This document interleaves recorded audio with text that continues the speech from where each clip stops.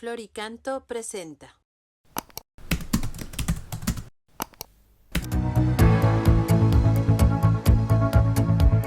Número 578 del Compendio del Catecismo. ¿Cuál es el origen de la oración del Padre Nuestro? Jesús nos enseñó esta insustituible oración cristiana, el Padre Nuestro. Un día en el que un discípulo, al verle orar, le rogó: Maestro, enséñanos a orar. La tradición litúrgica de la Iglesia siempre ha usado el texto de San Mateo. Bueno, por lo tanto, llegamos ahora, nos introducimos en esta recta final de la explicación del compendio, en la que estamos en la explicación del Padre Nuestro. Nos introducimos en ella. Recuerdo brevemente que el catecismo tiene 4 partes, ¿no? La parte referida a la fe, la parte referida a los sacramentos, la parte referida a la moral y la parte referida a la oración.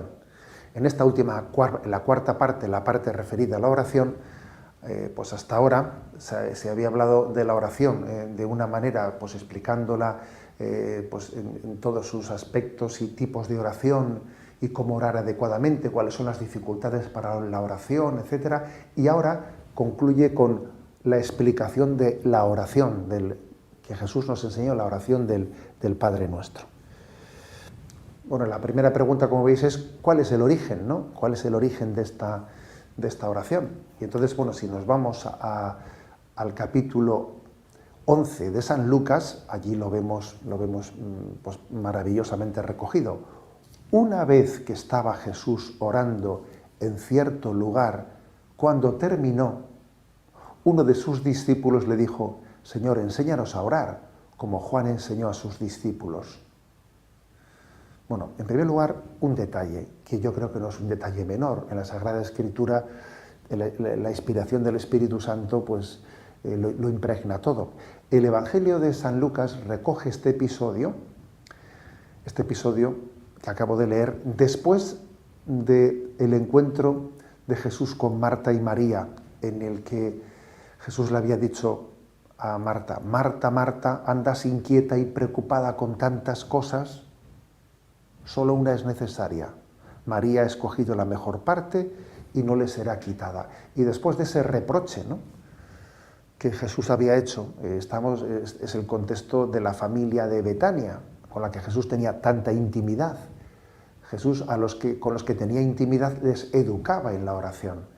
Le reprocha a Marta que no tenga la actitud contemplativa, que no tenga el sosiego para ser oyente de la palabra, Andas inquieta con tantas cosas. Bueno, pues después de ese episodio, acto seguido, dice: una vez que estaba Jesús orando en cierto lugar, cuando terminó, uno de sus discípulos le hace esa pregunta. La conexión con ese reproche a Marta, uno de sus íntimos, de sus discípulos más íntimos, ¿no?, introduce este momento. El hecho de que los discípulos, al verle orar a Jesús, les llamase poderosamente ver cómo él estaba introducido en la oración, pues nos indica que a veces, pues, el verle a alguien hacer oración, estar zambullido en la oración, estar inmerso en la oración, es para nosotros una llamada diciendo: mira cómo ora mira cómo esta persona está metida en la oración, y te llama profundamente la atención y te dice: yo quisiera saber orar, porque veo a esta persona y me doy cuenta de que mi oración es mucho más superficial, ¿no?, a tenor de lo que yo puedo percibir desde fuera, ¿no?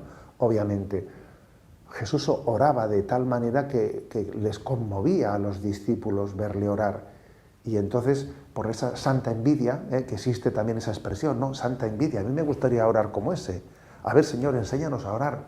¿Cómo lo haces, no? Es maravilloso, ¿no?, el contexto en el que surge la petición. Enséñanos. Después de que él ha hecho esa reprensión a Marta: Marta, Marta, andas agobiada, luego Jesús se pone a orar y entonces dicen: Señor, enséñanos a hacerlo, como tú oras. Es algo que nos tiene que indicar que nosotros tenemos que tener, para recibir bien la oración del Padre Nuestro, tenemos que tener ese deseo, esa conciencia de: no sé rezar bien, necesito que me enseñen. De esa oración, de esa petición, de esa súplica, nació la enseñanza del Padre Nuestro. Luego aquí es muy importante no solo la respuesta que dio Jesús, sino también es muy importante la pregunta a la que respondió, el deseo de orar al que él respondió con la enseñanza del Padre Nuestro. Que Dios nos conceda, ¿no?, ese deseo. Bien, matizado esto, digamos que hay dos versiones, ¿no?, del Padre Nuestro. La versión de Mateo y la versión de Lucas. La versión de Mateo es más amplia y tiene 7 peticiones. La oración del Padre Nuestro según San Mateo. La de San Lucas es más breve y tiene 5 peticiones. No es algo que nos tenga que extrañar. De hecho, por ejemplo, cuando se narran el discurso de las bienaventuranzas pasa algo similar. Las bienaventuranzas según San Mateo son más amplias, recogen 8 bienaventuranzas. Las bienaventuranzas según San Lucas son más breves, recogen 4 bienaventuranzas.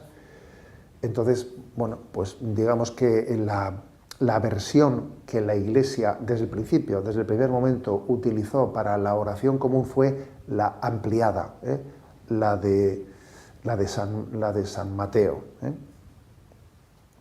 la versión según San Mateo.